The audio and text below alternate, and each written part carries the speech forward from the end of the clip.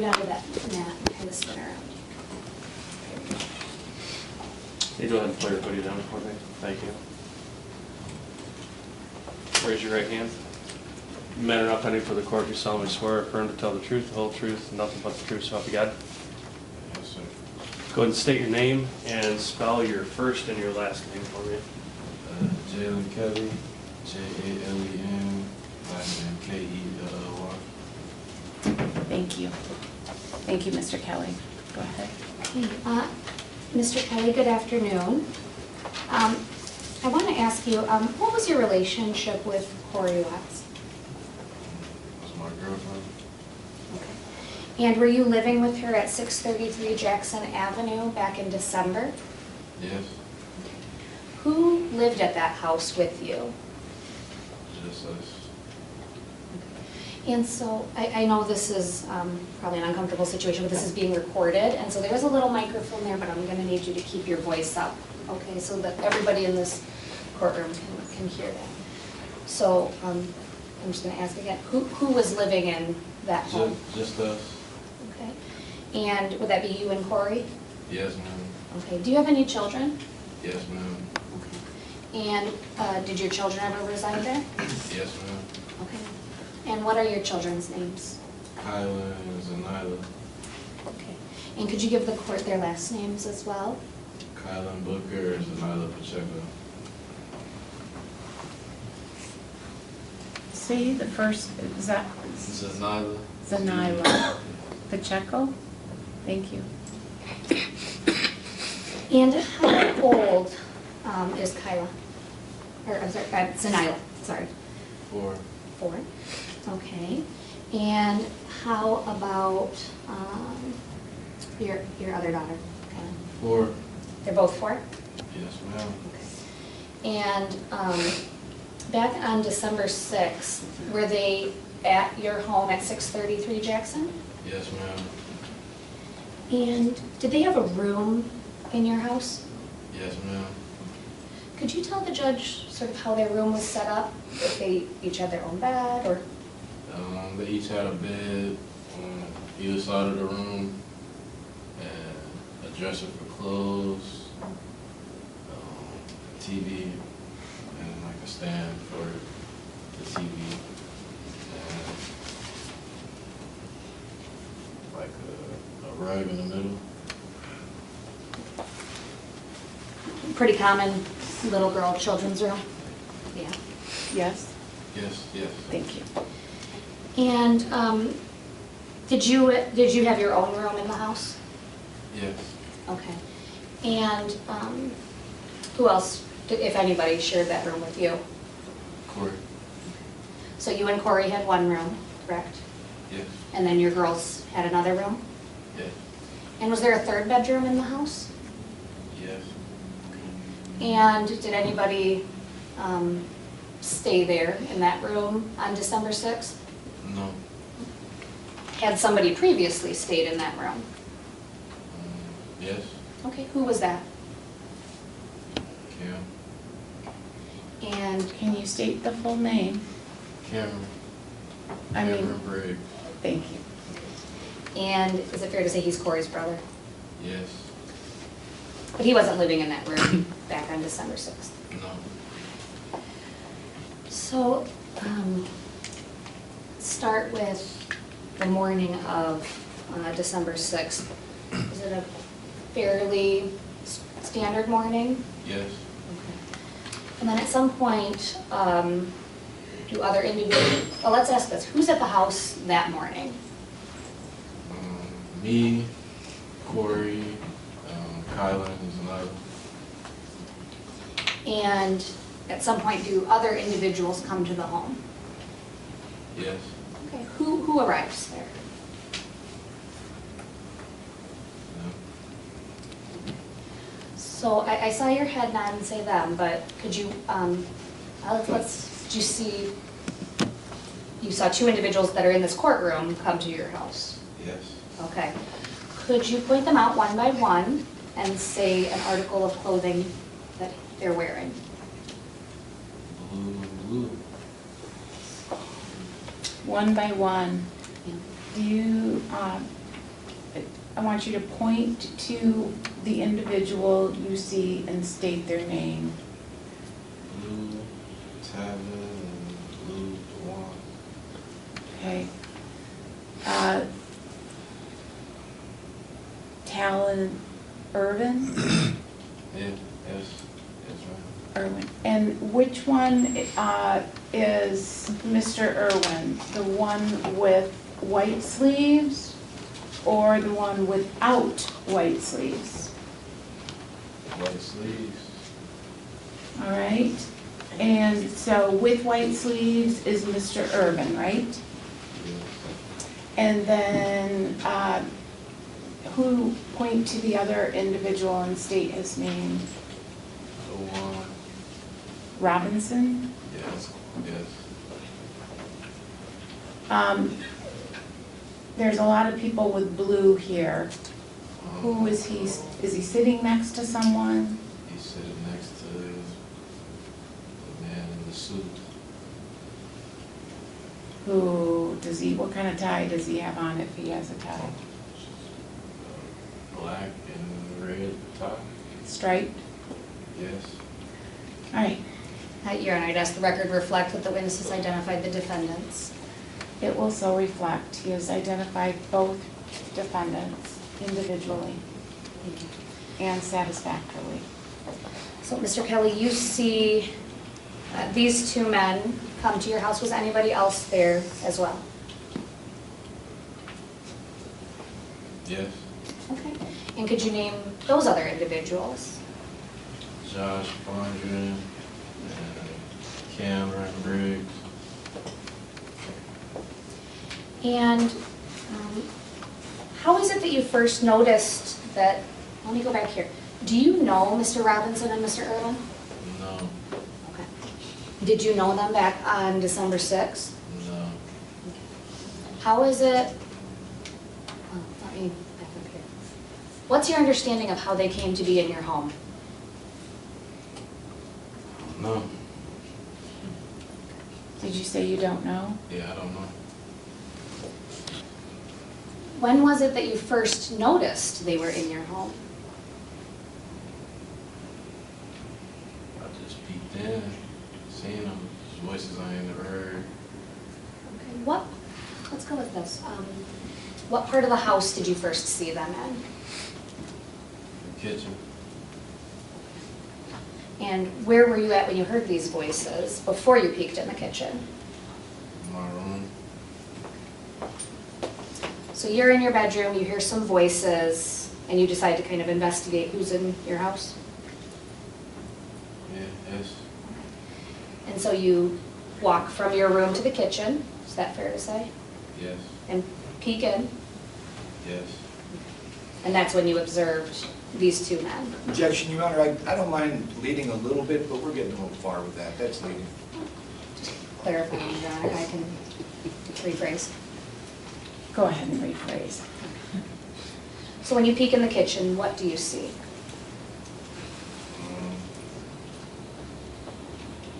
I just see 4 people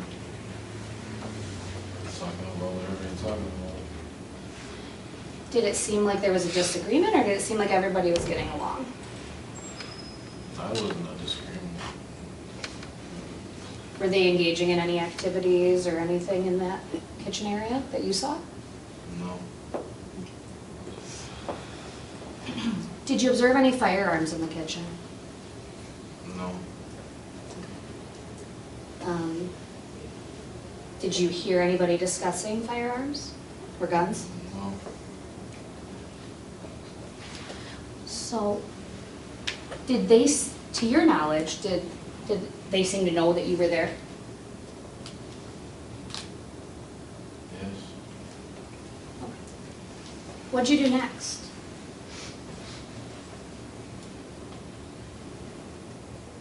Went to my kids' room. What'd you do in there? Just talk to them, see what they're doing. And do you know, I guess I should clarify this. What time of day is this? Is it late at night, early in the morning, something else? midday. Midday?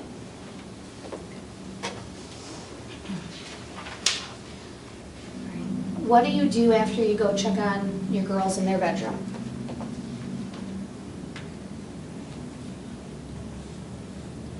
I go sit down on my bed. So you go back in your bedroom? Yes? Yes.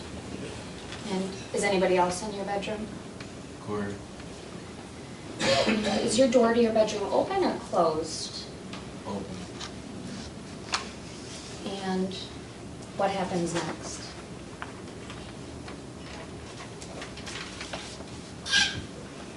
I heard it got loud. Like maybe I don't really know like what was said. It got loud and then I heard shots. When you say it got loud, sorry, but when you say it got loud, do you mean with voices? Yes. Thank you. So you didn't necessarily hear the words, but you could hear maybe a disagreement or raised voices? Yeah. Whatever. And then you heard shots? Objection, that's leading, Judge. I mean, Why don't you just ask, and then what did you hear? So I'm sustaining the objection. So then what did you hear after the raised voices? Shots. Do you recall how many? I don't have an exact amount. It was a lot. Like 3, More than 3. 6. Maybe more. It's fine, I mean, if it's fine, if it's Ah. more, it's fine if it's less. Give us what you recall to the best of your ability. Maybe 6. More. Could be more than 6? Yes. Thank you. At that point in time, I guess, after hearing those shots, at some point, did you send a message to your mom? Oh, yes. Okay. I'm going to show you People's Proposed Exhibit 15. Could you read through this and then let me know what that, once you're done, just look up when you're done.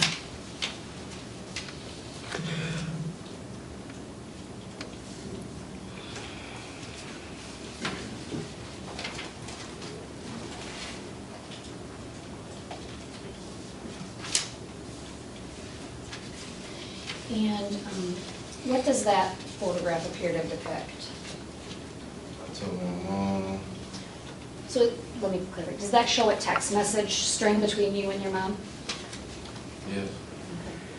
And is that a fair and accurate representation of the text message you sent your mom? Yeah. Okay. Before we get into that, Your Honor, I believe a sufficient foundation's been laid. I'd move for the admission of People's 15. Any objection to People's 15 being entered into evidence? no objection. Can I take a look at it? I'm looking for my copy. Thank you. Can I take a look at it? I don't believe I put it in today's because this was a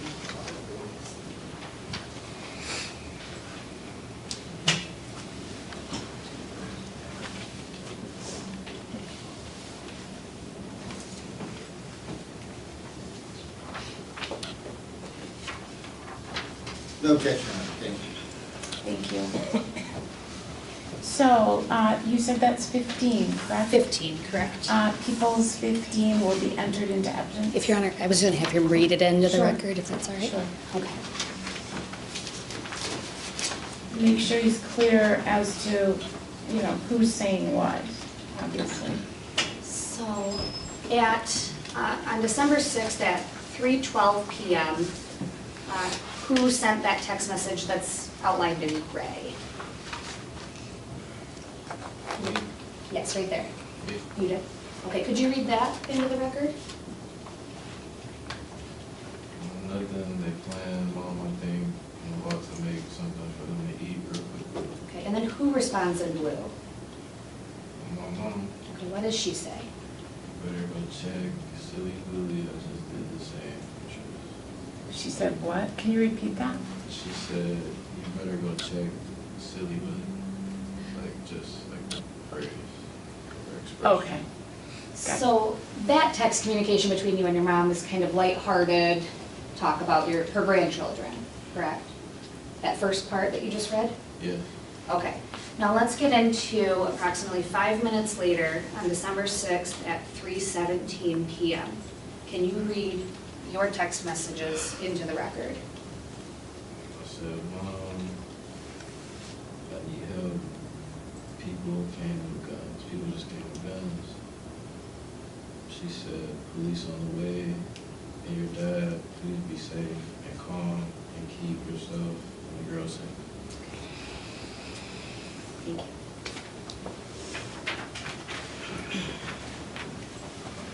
Thank you.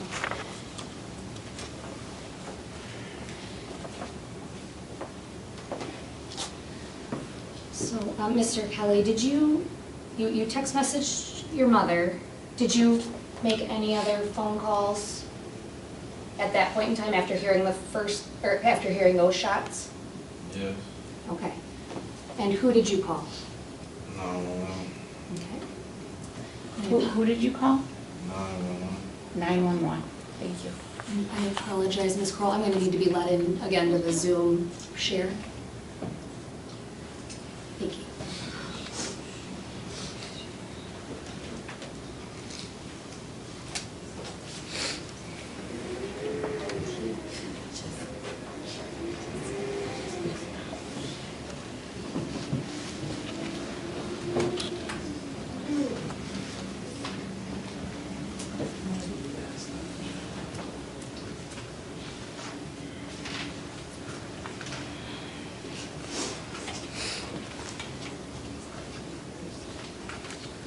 I apologize, Your Honor. It booted me out when we took our break.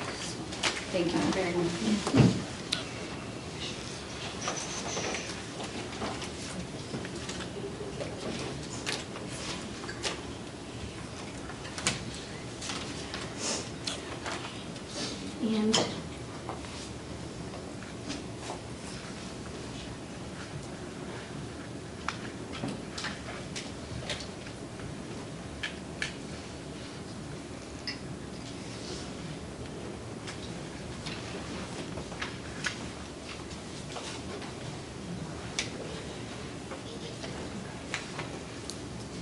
And Your Honor, I can lay the further foundation, but it's my intent to move to admit what would be Exhibit 16B, which is entitled File POS 12, Jalen Kelly. I can lay the foundation, but if there's no objection, I can move forward with just publishing it. Is there any objection? No objection. Any objection? This would be this witness's 911 call. No objection. Right, you may go ahead then. If there's no objection, this will be admitted as 16B. Thank you.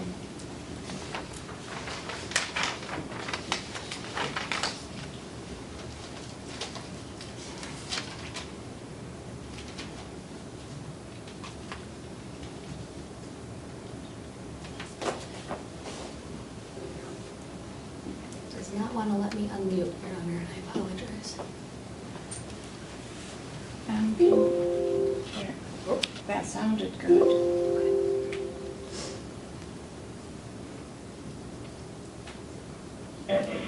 Muskegon 911, what's the address of your emergency? Hello? I apologize, Your Honor. This should be I played 2 and I meant 12, so I apologize. But while we're, That's Mr. all Kelly, right, just pull it out. Mr. Kelly, I can maybe lay the foundation for an additional. Did you recognize that brief voice that was on that call that just played over the loudspeaker? Yes. Okay, whose voice was that? Me?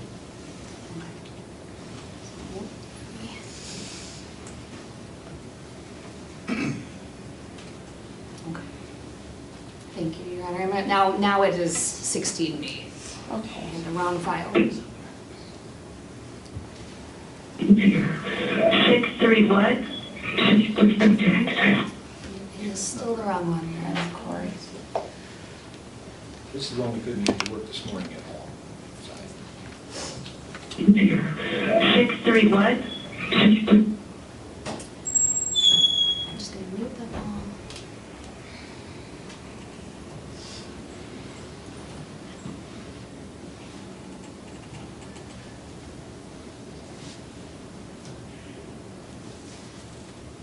Do we need to call back? 6-3 what? Well, I guess, Your Honor, if there's, I didn't intend to do it at this moment, but if there is no objection, the call that's playing is one that I would anticipate it offering to admit regardless. It would be the 911 call of Corey Watts. Yeah, is there any objection to that being played? And how much foundation can you really give with that one?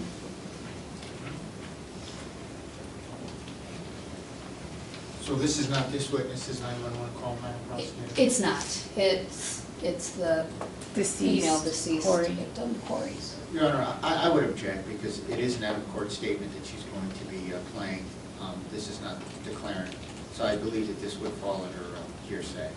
I concur with that analysis, that's exactly right. Your Honor, my response to that would be this is a present sense impression, and I believe I can lay the foundation. I was just trying to sort of expedite things since we can get through that. Yeah, I think it's a present sense, and also, yeah, I think it's a present sense expression. Excited well, it's not quite an excited utterance because she makes the call. Your Honor, I would just, as an offer of proof, she is making this call as the situation is occurring in the house, so it's narrating an event that's occurring as it occurs. And additionally, I do think it does fall into excited utterance because I think even though she's whispering and has the ability to make a phone call, clearly there's a startling disturbance that she is operating under when she makes the call. Well, Judge, I have to go back to hearsay. I mean, what it's being offered for is the content of the statements and the truth value of those statements. That black letter hearsay.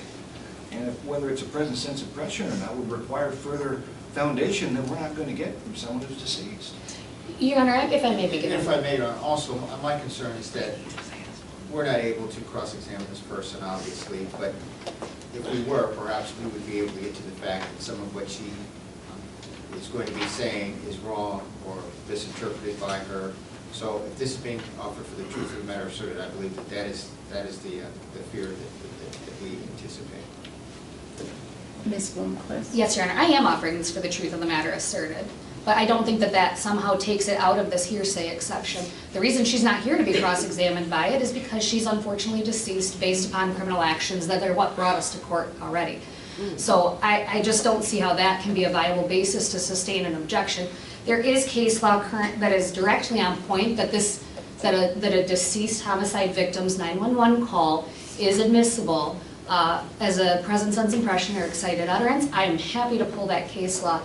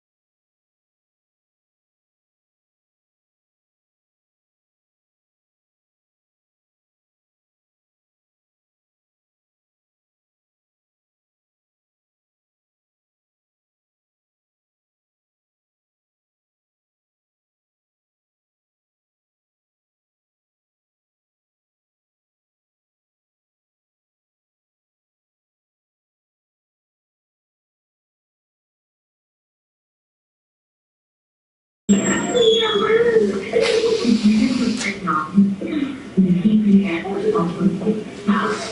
are you still there?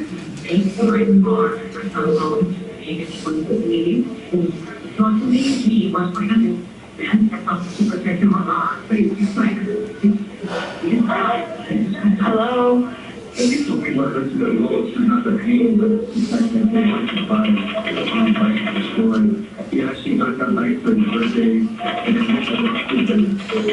Judge, can you just clarify, that's the television talking?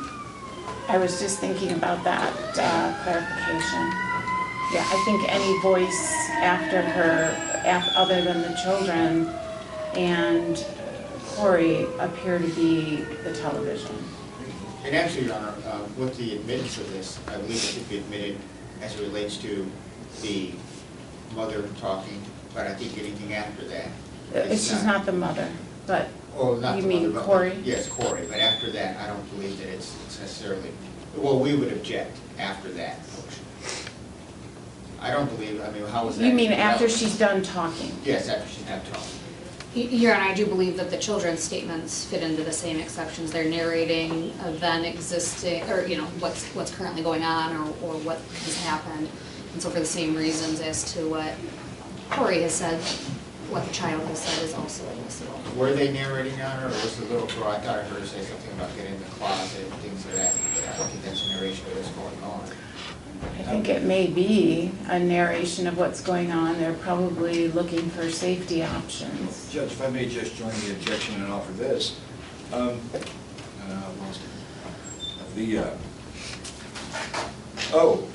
What we're talking about, as we've heard, is 4-year-old children. An adult declarant is one thing, but these kids wouldn't be competent to testify in court. So I don't think we ought to allow their words out of court, however derived, in. Well, if I may Yes. respond to that, Your Honor. These are non-testimonial statements as it relates to that. So I guess I'm trying to figure out if this is a confrontation argument, but there wouldn't be a confrontation clause issue because it's non-testimonial as it relates to these children. It wasn't done in anticipation of litigation. And additionally, I think that that would be an argument as to weight, not admissibility. I would just note that we don't have a confrontation clause argument, Judge, because confrontation clause doesn't apply to preliminary examination. I would agree with that, Your Honor. So, based on all the objections and the responses, it is allowed, but I think we've gotten a sense of what is going on. I don't think we can stop it, I think, at this point, unless there's something else. I do think it's important that you can hear gunshots in the background during some of it. But any of the voices other than the child and Corey are not admissible. They're the TV. So that's my ruling. Thank you. Thank you. I think we can stop it at this point, do you think? I agree, Your Honor, and I will. And at this point, hopefully now that the system has played that call, it will allow me to play Mr. Sure. Kelly's call if the court would allow me to. Yes.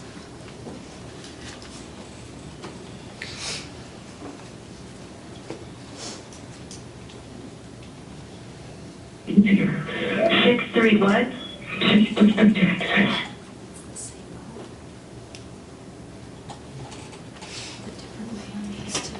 Sorry, I'm going to tap into my detective here to try Sure. to assist. He's the 12. She's 2, he's 12. I was trying to tap into the no clear. Stop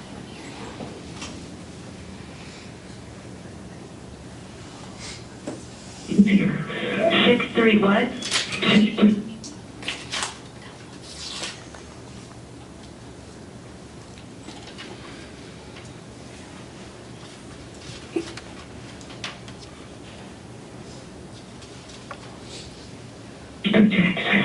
Six three three Jack. 6 3 what?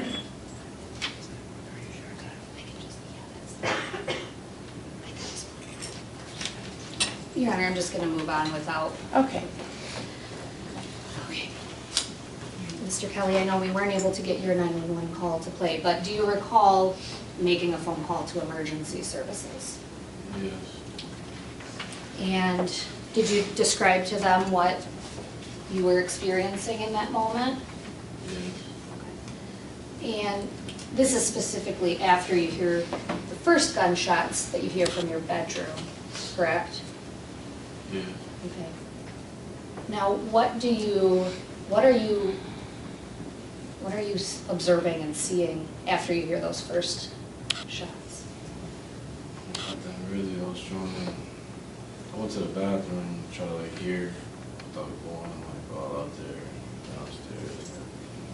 So would the bathroom be a closer position to hear what's going on? Yeah. Okay. When you go to the bathroom, where's Corey at? In the room with the kids. And when you go to the bathroom, did you have a weapon with you? No. And at any point during this afternoon, did you have a firearm on you? No. Was there a firearm in the house? Yes. Okay.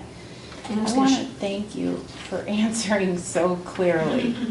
I just gotta tell you, you're made for court. You are so clear and precise. I've been fighting with everyone, even police officers, to speak clearly in here.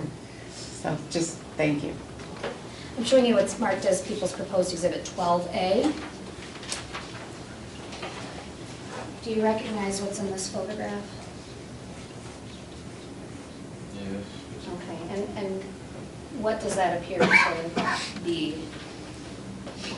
Just like everything. Well, let's, does that depict something that belongs to you? Yes. Okay. What does that show? I guess as it relates to firearms, what does that picture show? A 9mm. A 9mm gun? And in that picture, is it tucked in a tote or a drawer of sorts? Yes. Great. And is that a fair and accurate representation of where that firearm was on December 6th, 2025? Yeah.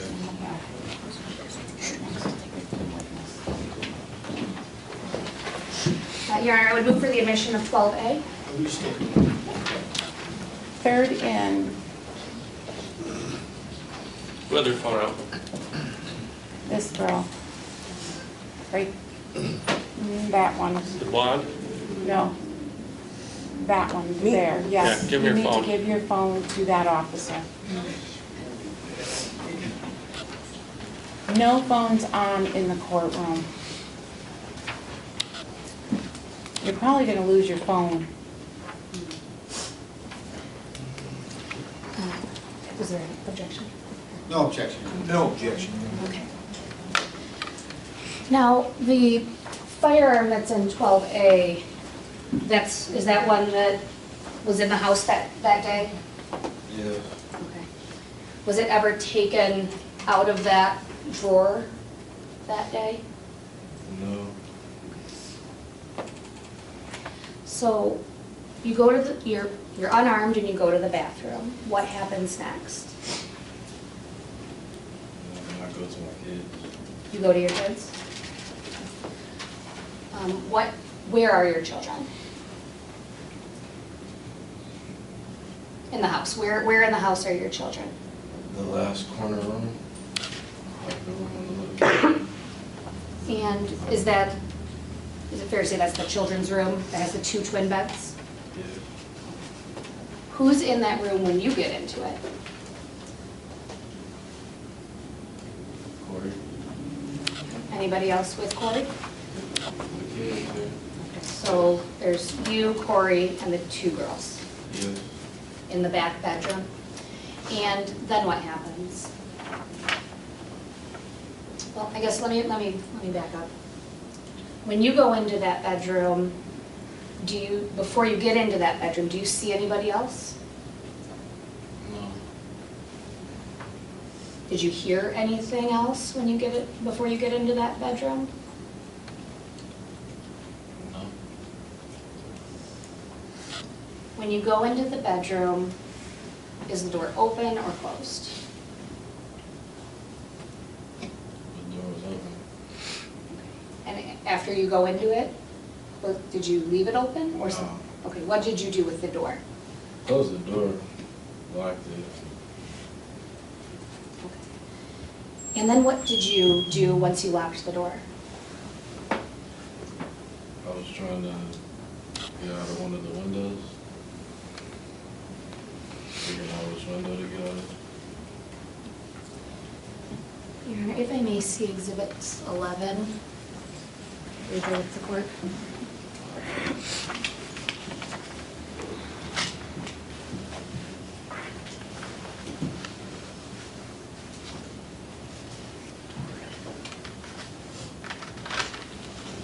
Thank you. I think this is, Your Honor, I think I see one upside down in the courts. Oh, yes, that one if I could see. Thank you.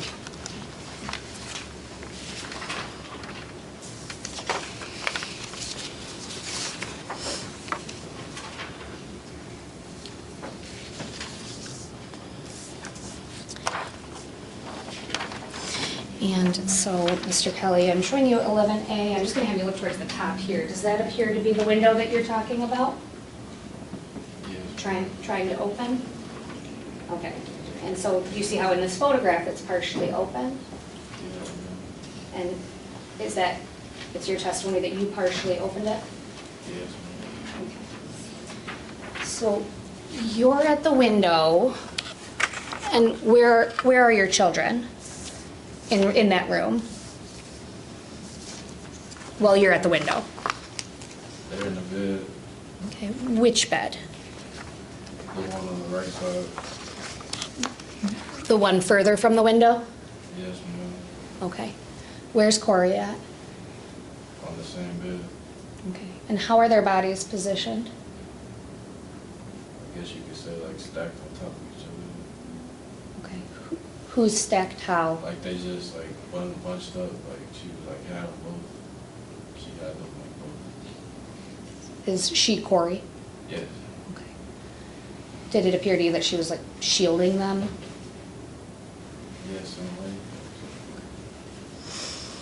So you have the three of them in one bed, you're at the window, and the door's closed.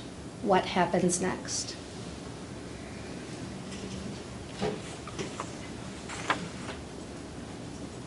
A shot came through the door, and then the door kicked open, and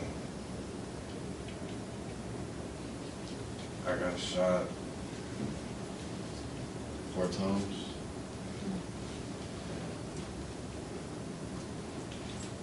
Corey got shot. I don't really recall how many times, but it was multiple though.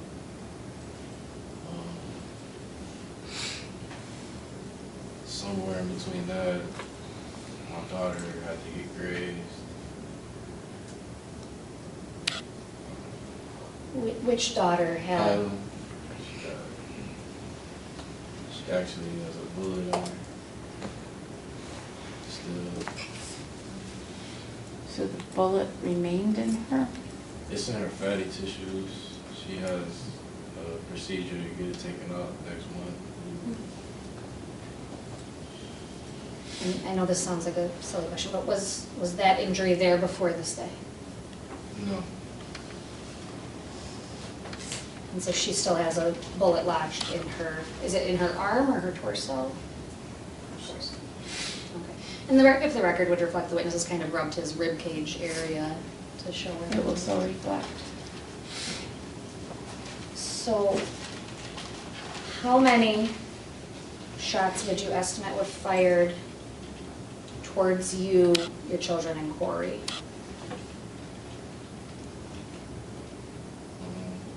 I originally got hit with 4, and then 3 more. So that's 7.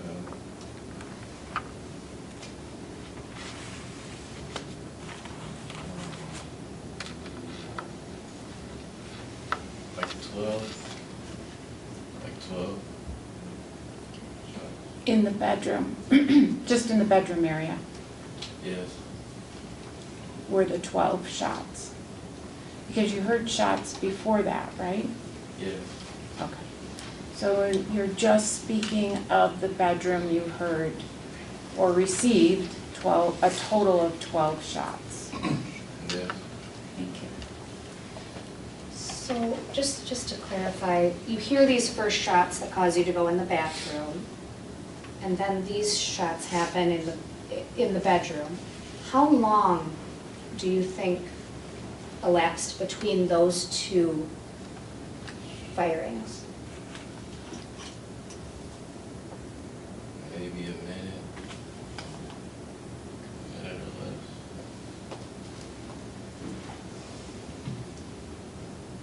Now, did you see, I know that you said the door was closed, but then you said it was kicked.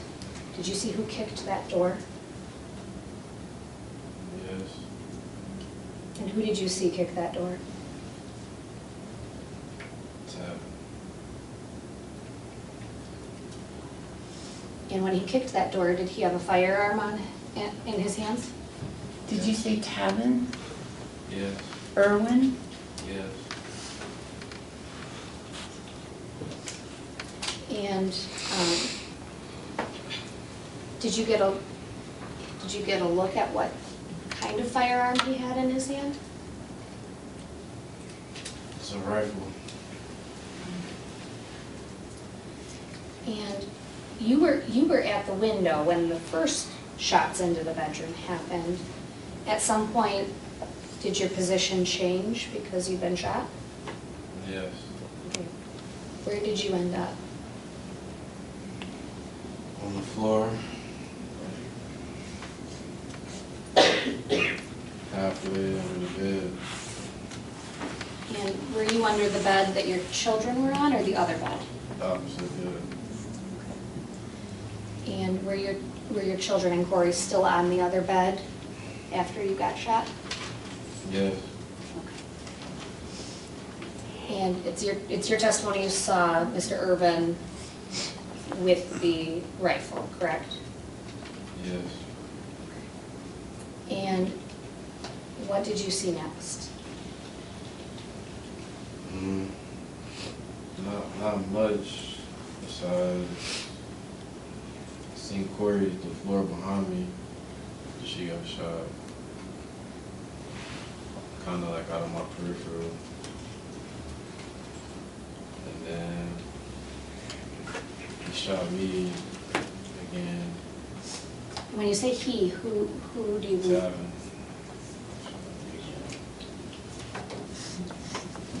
I didn't hear that last response, Sean.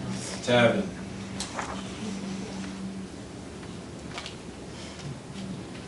Were you positioned somewhat underneath the bed? Yes. And to your knowledge, did some shots go through the bed itself? Probably. And what did you see next? A little bit of time passed.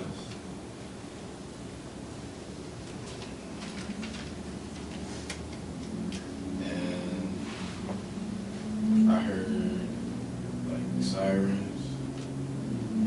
Then I seen Dewan run in and lay under the other bed.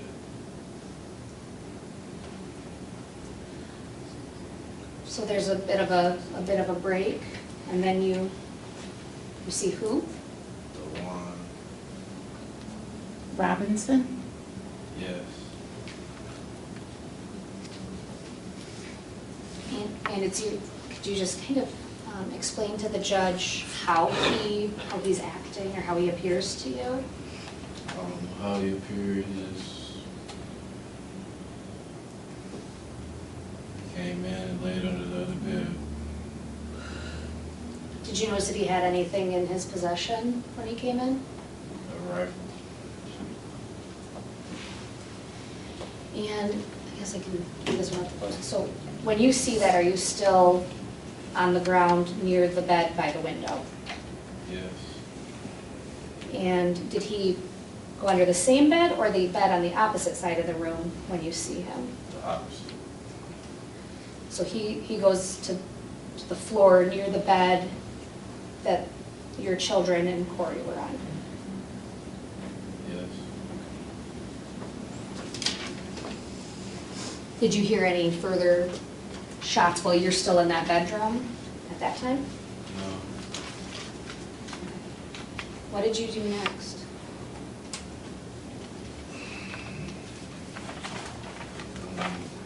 I waved for my kids to like go, run. Then I crawled from the room to the living room. And did you end up seeing anybody else in the living room when you got down the hallway? Officers came And when the officers were there, did anything else happen that you could hear from the back bedroom? in, got shot.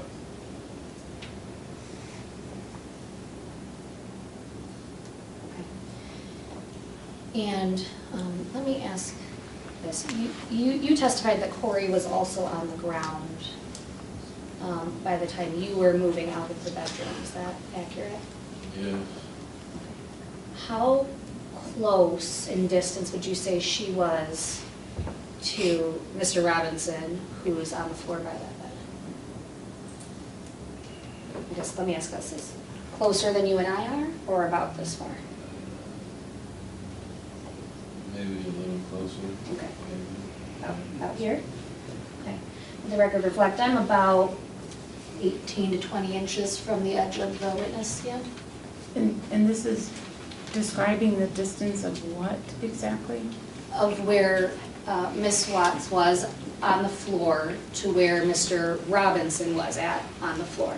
Okay. So the record will reflect about a yard, I think that's a fair assessment of this distance. about a yard. Is that acceptable? It is, Your Honor. Thank you, No objection. thank you. About a yard.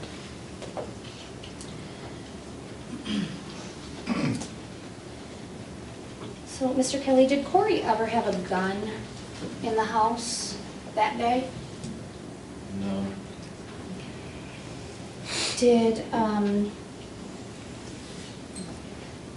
Did you ever hear her make a threat to Mr. Robinson? No. Did you ever hear her make a threat to Mr. Urban? No. Was there anyone, I'm sorry. Let me ask you this. You said in the kitchen, before all of this happened, you saw the two defendants, Cam and Josh. Yes. To your knowledge, where did Cam go? And my shoulder.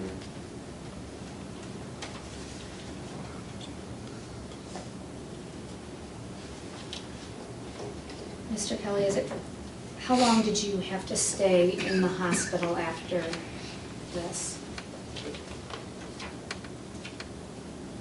And an estimate's okay if you don't know the exact number. A month and a week. So 5 weeks-ish? Is that a yes? Yes. And how many surgeries or have you had surgery? Yes. Okay, how many surgeries have you had?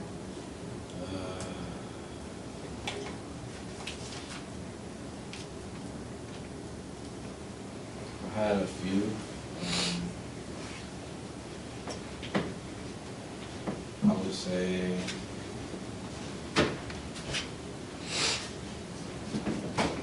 maybe 4, 5.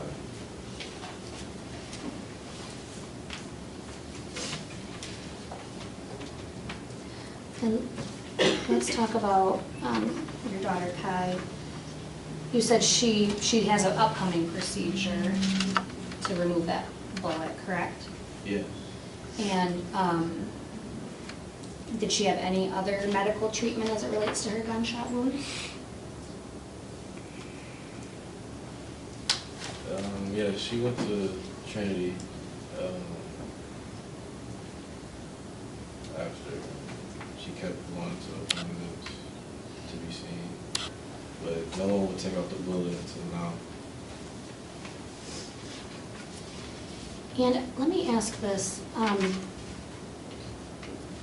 your two daughters, you said they were in very close proximity to each other while the shots are being fired towards them.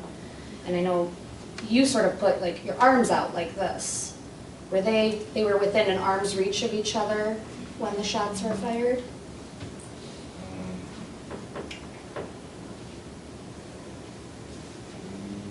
Yes. And they both were on the twin bed? Yes.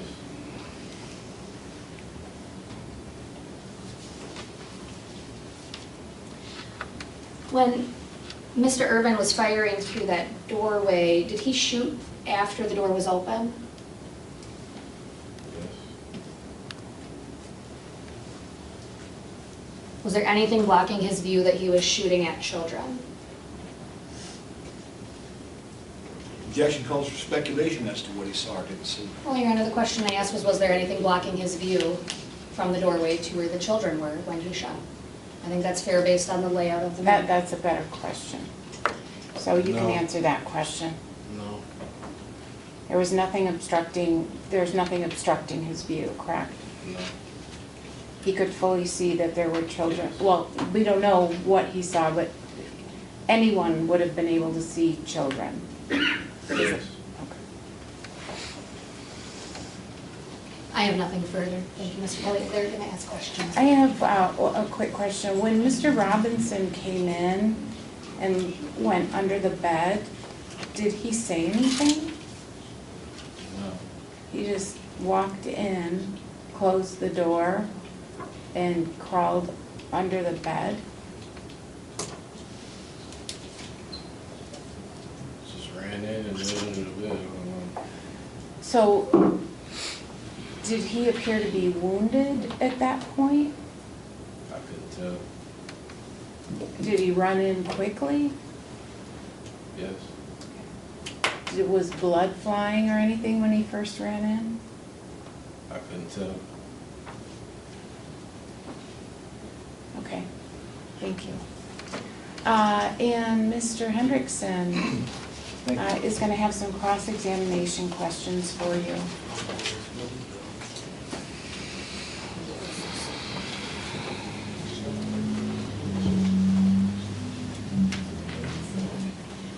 Good afternoon, Mr. Kelly. I'm Lance Hendrickson. You and I have never met, right? Okay. Well, I'm sorry for your loss. Got to ask you some questions, though. Try and get you out of here as fast as I can. But if I ask you something and I go too fast or I don't make it a good question, raise your hand and we'll figure it out, okay?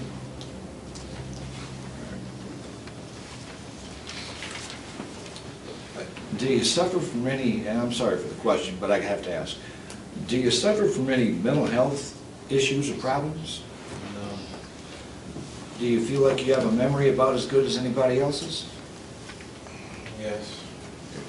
So if I ask you a question and you answer it, you'll remember what you said for a little while anyway, right? Yes. Thank you. You haven't had any drugs or alcohol today, have you? No.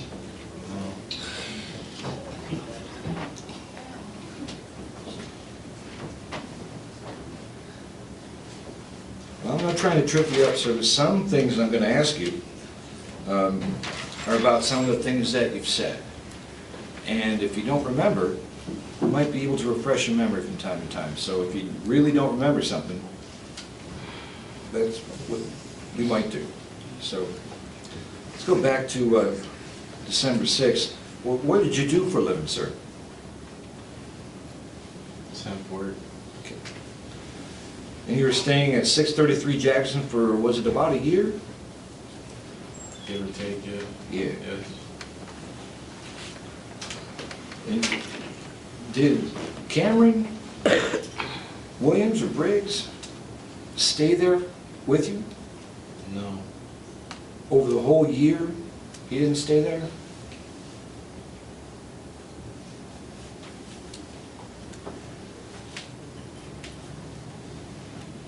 Yes. I understand he just moved to Grand Haven about a month before this, right? Give or take, maybe. But before that, he stayed at the house, right? Which The house? Jackson Street house? Yes. All right. He stayed there before a month ago? Is that correct or not? I don't know about a month, but at one point in time, yes, he did. Let's ask the question this way. Over the last year, approximately how much has Cameron lived at 633 Jackson? A week? A month? The whole time? Half the year? Couple months. Couple months of that, Months. a couple months of the last year, from Yeah. today to a year ago today? Some months. Maybe like Couple months? 4 or something. About 4 months? Some months. Somewhere in there, Yes. but not the whole time? No. Not even half the time? No. Somewhere around 4 months. Somewhere. Thank you. So, at the house on Jackson, did you keep a pistol there? Yes. Was it a Silver and Black Smith & Wesson? Yes. And I think we heard you say that was a 9mm? Yes. Is that your gun, or Cameron's gun, or whose gun was it? Mine. Did Josh Fondren stay at the house sometimes? The Jackson Street house? No. He didn't stay there at all? No. Did he keep any guns there? I don't know. Did he keep any ammunition there? I don't know. The reason I ask is, did you know that there were several bags of ammunition of various calibers found in that house after December 6th? Yes. Whose ammunition was that? Mine.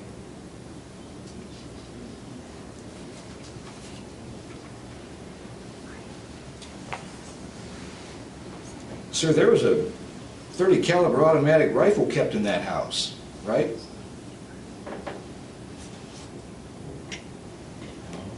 Josh's gun, I mean. I don't know. You don't know. Was there a .40 caliber pistol kept in that house? I don't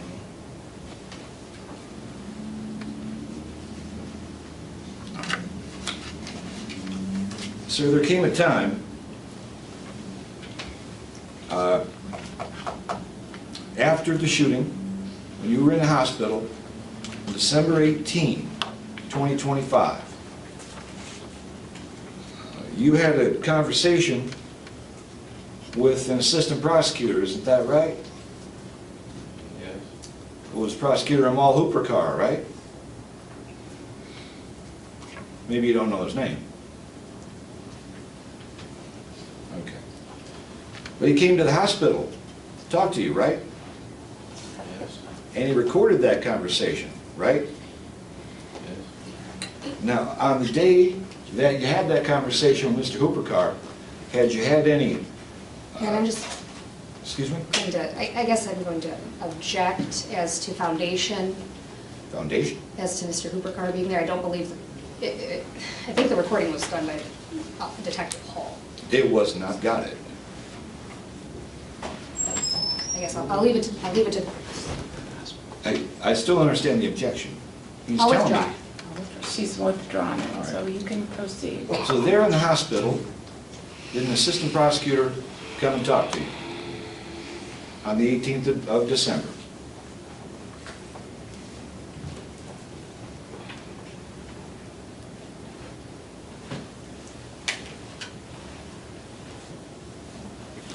An assistant prosecutor, what is that? Yeah, that's a good question. So, do you know what DJ Hilson is? The prosecutor for the county, Okay, or what she is? okay, yeah. She's a prosecutor, so he's, sorry, but an upper level prosecutor, same office. Amal is. So he's a lawyer, prosecutor, just like Ms. Bloomquist is. I don't know what that is. Amal Hooper Carr, you don't remember him coming to the hospital? Do you remember that? Maybe we should take a break, we've been, Okay. but the thing is I have to close out by 4:30. So is this your last witness? Your Honor, I do have Detective Paul. Okay, we're gonna have to come back then. I guess unless, after we finish his testimony, if the defendants want to waive, I would have no objection at this point if they wanted to waive based on the testimony that's been presented. No, ma'am. And We'll have to come back. We can do it tomorrow. What do I have tomorrow?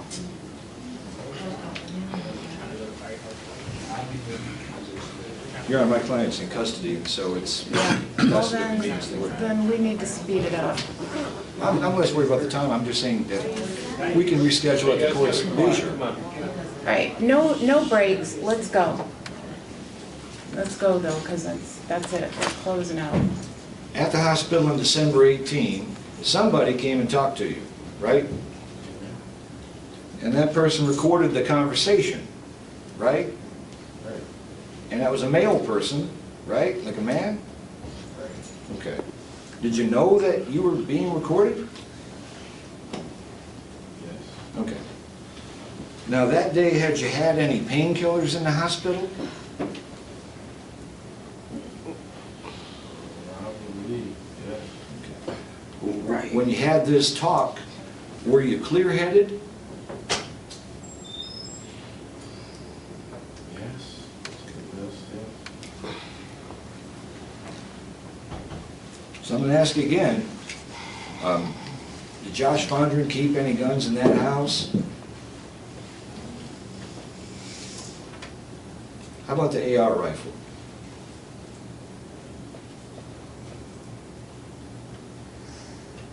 I don't know.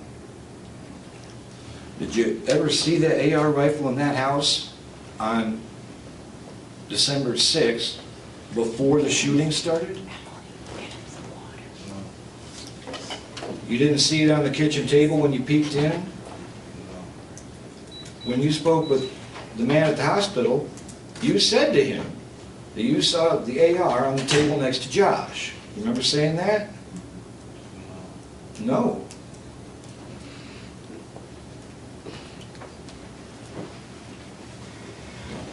Do you know Josh, Wasn't at the table.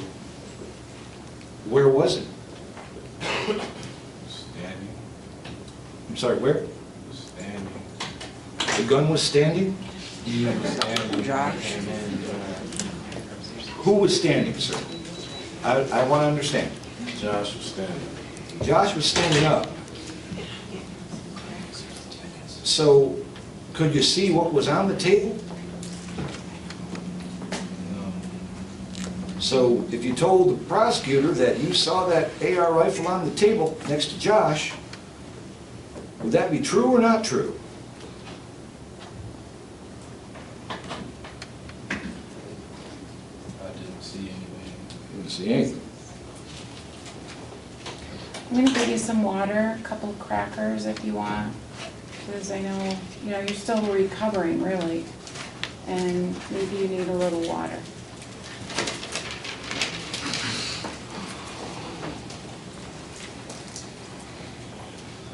So you don't know whether there were any guns kept at the house. Do you know whether anybody kept any controlled substances? And by that I mean some kind of drugs. Did anybody keep any drugs at the house, including marijuana, Me? including weed? Yeah, me. Okay, you and who else? Smoked weed. What did you keep at the house? Weed. Okay. Now, was it in terms of drugs? Yes. In the morning of the 6th, had you had any marijuana to smoke or to eat?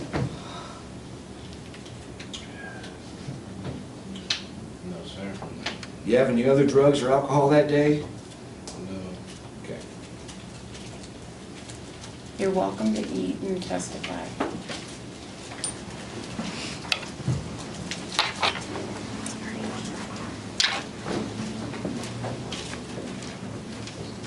So at some point before the shooting on the 6th, you came out of the back bedroom and saw 4 guys. What were they doing in the kitchen? I don't know. Were they smoking marijuana? I don't know. Were they just talking? Yeah. Yeah. Were they doing anything besides talking that you could see? No. Did you see anybody burst into the kitchen unannounced?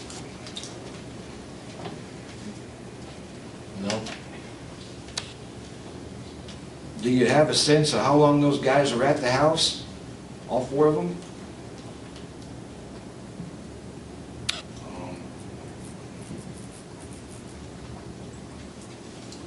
Say 15 minutes. 15 minutes. Well, you didn't see any robbery happening, did you? No. You didn't see anybody arguing or being kicked out of the house or anything, did you? No. As far as you could tell, these guys in the kitchen were either Josh or Cam or invited visitors, right? Yes. Say, was Josh showing off his AR rifle or passing it around or anything? No. Did you see Josh with the AR rifle that day? No. Did you see him with his pistol that day? No. Did you see him with Cameron's pistol that day?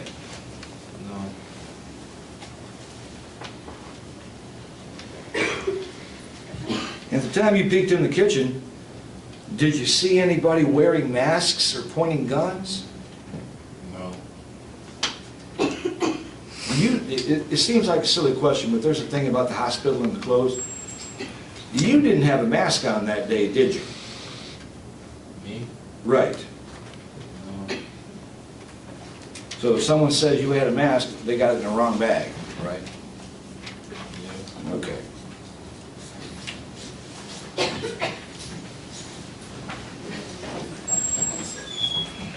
So you were in the back bedroom when you heard some gunshots. Somebody take that phone. Give me the purple phone over here. And you're removed from the courtroom. You saw me do it to the other girl. You're in contempt of court, out. Wait around till 5 o'clock outside. You can continue.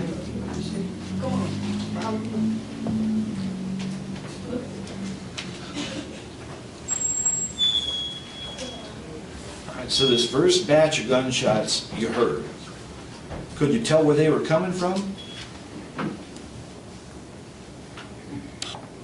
Kitchen. The kitchen. How many you hear in the kitchen, you figure?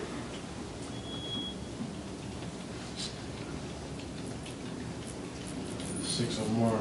6 or more in the kitchen. Did you hear any gunshots that you thought might be coming from downstairs in the basement?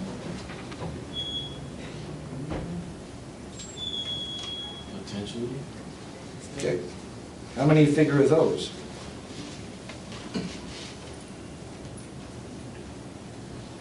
I don't know. Let's be clear. You didn't see who fired which gun in the house for that first batch, right? No. No, you didn't see. Okay. And after that first batch of shots, there was a gap in time, right? Until the next ones. Yes.